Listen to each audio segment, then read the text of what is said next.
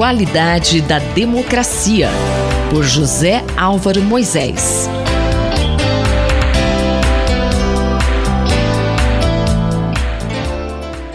Professor Moisés, qual o tema da coluna hoje? A coluna de hoje trata de alguns aspectos que influenciam de maneira muito forte a conjuntura que nós estamos vivendo com a crise do coronavírus.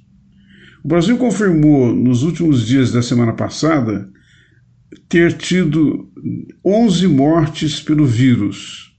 E nesse contexto, o ministro da Saúde, Luiz Henrique Mandetta, declarou que até o fim de abril haverá um colapso no sistema de saúde do país por causa da velocidade com que a doença está avançando. É uma declaração grave, é uma declaração difícil, que coloca o país numa situação muito preocupante.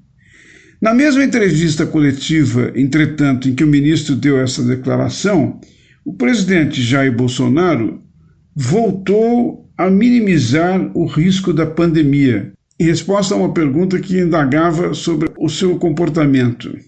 As atitudes e as declarações do presidente Jair Bolsonaro têm sido objeto de críticas muito contundentes de diversos setores da sociedade.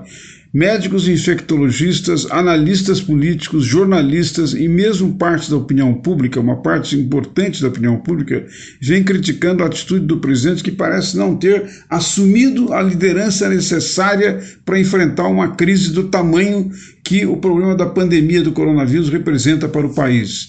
Por causa disso, algumas pesquisas começaram a demonstrar que acentuou a queda da perda de prestígio do presidente e das avaliações quanto ao desempenho do seu governo. Prova disso foram que ocorreram na semana passada, em condições que são consideradas de espontaneidade, uma série de manifestações contra o presidente. Houve panelaços em vários dias da semana, em várias cidades do país, inclusive em áreas sociais onde o presidente teve grande número de votos. Isso levanta uma questão extremamente importante relativa ao funcionamento do governo no contexto democrático. Na democracia, não apenas as instituições, mas também os governos que são eleitos e que têm legitimidade, precisam, apesar da sua legitimidade eleitoral, manter esse mesmo estatuto em condições do seu desempenho, em decorrência do seu desempenho. Isso está em grande parte associado com a confiança que um governo pode gerar. Professor, como essa postura do presidente pode afetar seu governo? É interessante avaliar nesse contexto o significado das atitudes relativas à confiança que os eleitores, que os cidadãos têm em relação ao governo.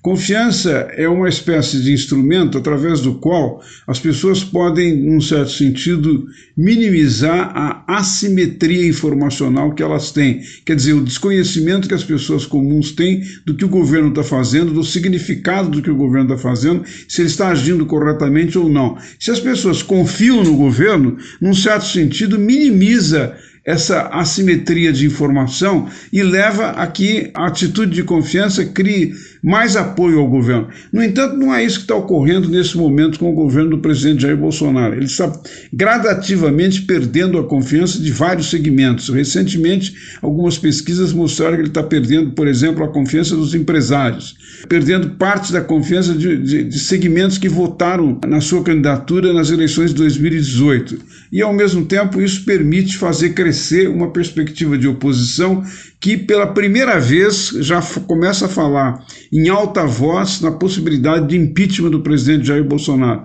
Muitos críticos e muitos analistas começam a, num certo sentido, fazer referência à tipificação de crimes de responsabilidade que poderiam levar a essa situação. Evidentemente, é um cenário de crise, um cenário difícil, que não contribui para que o país possa enfrentar perigo representado pela crise do coronavírus. Convido todos os ouvintes a voltarem a frequentar a coluna na próxima terça-feira. Bom dia a todos e cuidado com o coronavírus. Eu, Simone Lemos, ouvi o professor José Álvaro Moisés. A qualidade da democracia, por José Álvaro Moisés.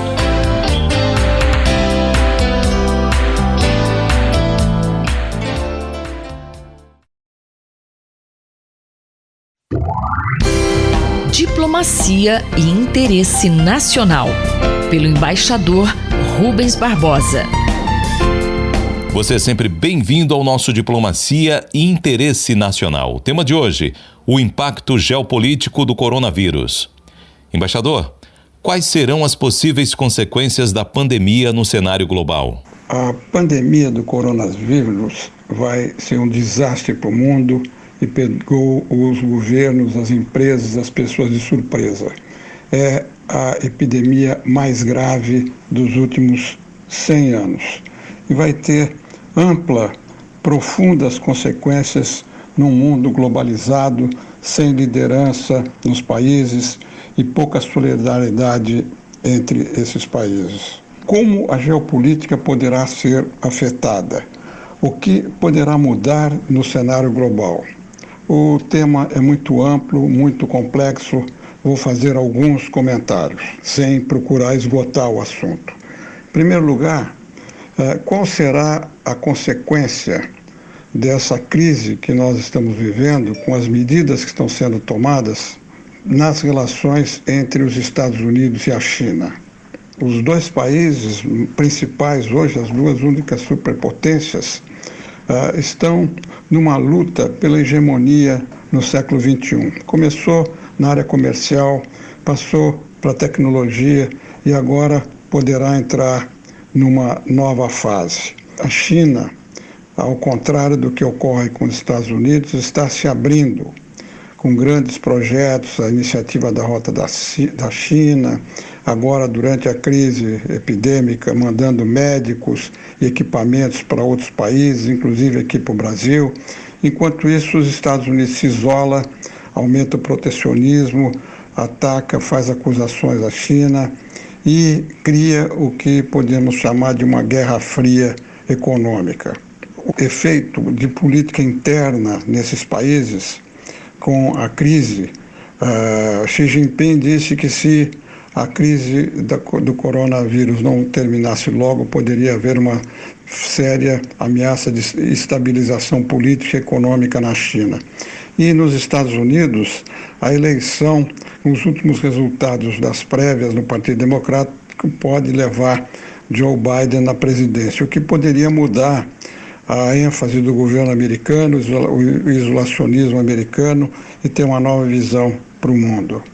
O segundo aspecto é a redução da dependência das empresas dos países do mercado e da produção chinesa nas cadeias de valor. A globalização levou a essa dependência crescente que agora foi colocada em xeque com o isolamento e toda a paralisia das fábricas na China. E é possível que os países busquem uma descentralização que vai levar investimentos que estavam concentrados na China a outros países, como o Vietnã e outros países asiáticos.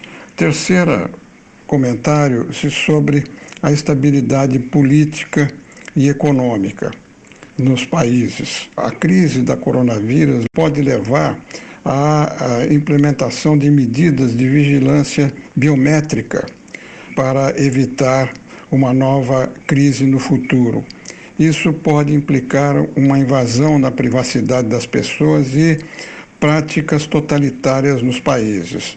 Quanto à estabilidade econômica no mundo depois da crise do coronavírus, nós estamos vendo a situação se deteriorar e a recessão possível nos Estados Unidos, com a queda do crescimento da China, a Europa debilitada com o Brexit, vai sair mais diminuída. E no caso do Brasil, uma das 10 maiores economias do mundo, nós vamos ter que nos ajustar rapidamente a essa nova geopolítica global. Em outros momentos da história, movimentos tectônicos transformaram o equilíbrio de poder entre as nações e os rumos da economia. No mundo pós-coronavírus deverá emergir com novas e profundas modificações e com um novo cenário geopolítico, com a Ásia, China em primeiro lugar, melhor posicionadas para ocupar crescente espaço político e econômico. Eu sou Mário Santi e conversei com o embaixador Rubens Barbosa. Diplomacia e Interesse Nacional, pelo embaixador Rubens Barbosa.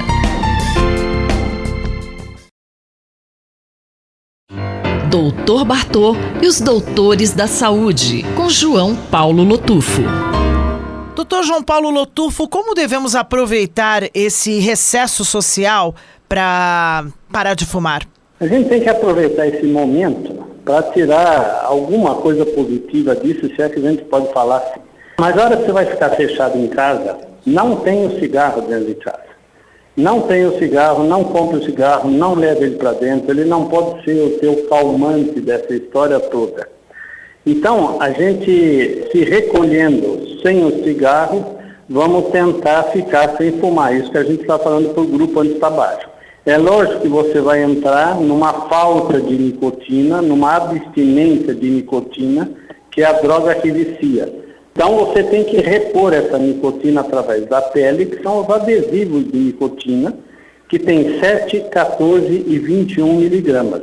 Então se você fuma até 7 cigarros, use de 7. Se você fuma até 14 cigarros, use de 14. Se você fuma mais que isso, põe o adesivo 21. Doutor João Paulo Lotufo, e depois que coloca os adesivos, o que acontece? E aí, você troca todo dia. Põe aí no ombro, nas costas e no ombro. E vai alternando o local. O que a gente faz? Passa a nicotina através da pele, cai na circulação, vai para o cérebro.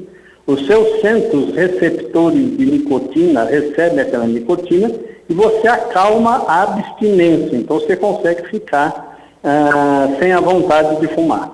Esse é a reposição lenta de nicotina através do adesivo. Na hora da fissura, se você está com uma vontade doida de fumar, tem a pastilha de nicotina 2 ou 4 miligramas. Essa pastilha 2 miligramas serve para, na hora da fissura, você chupar e ter um pico de nicotina que vai para o cérebro e acalma novamente, aí você consegue pular esse cigarro.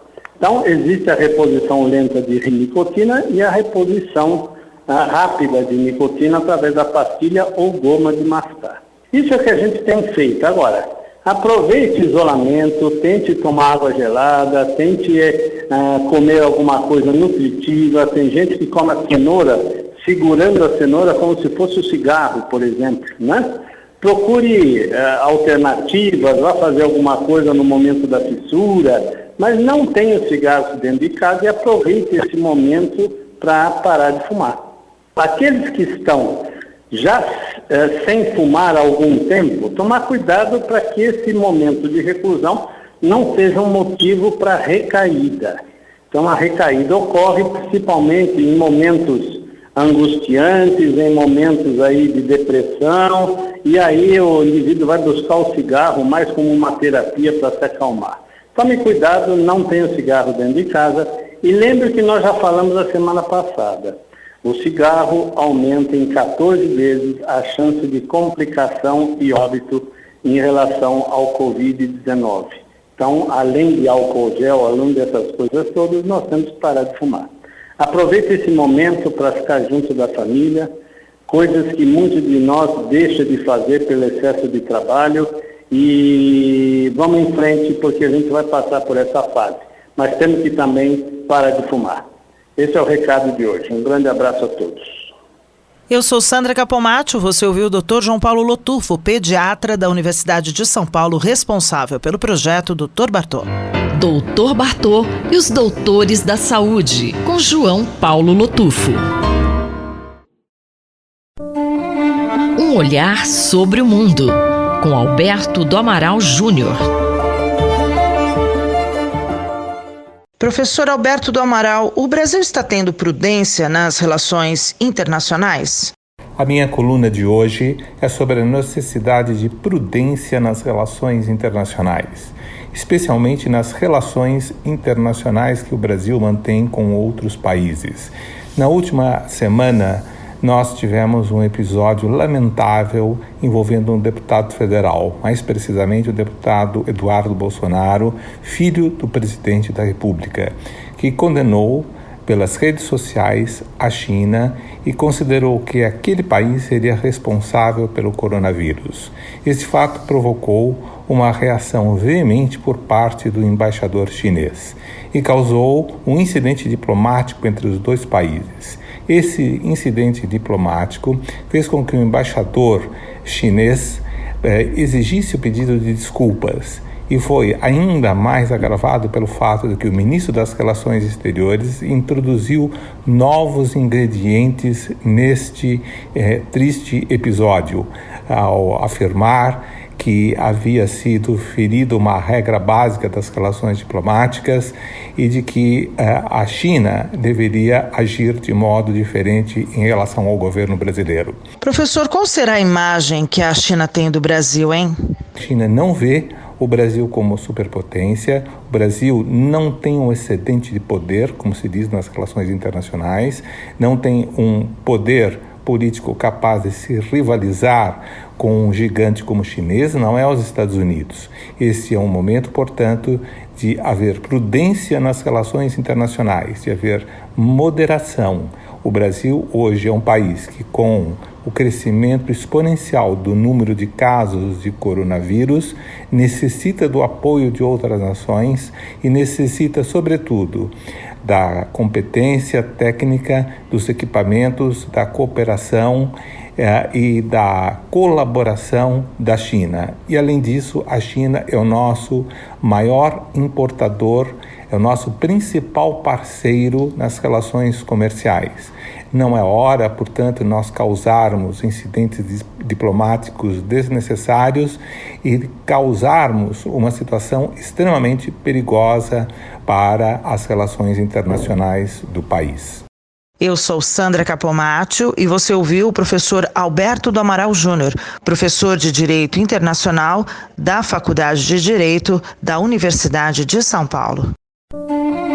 Um olhar sobre o mundo, com Alberto do Amaral Júnior.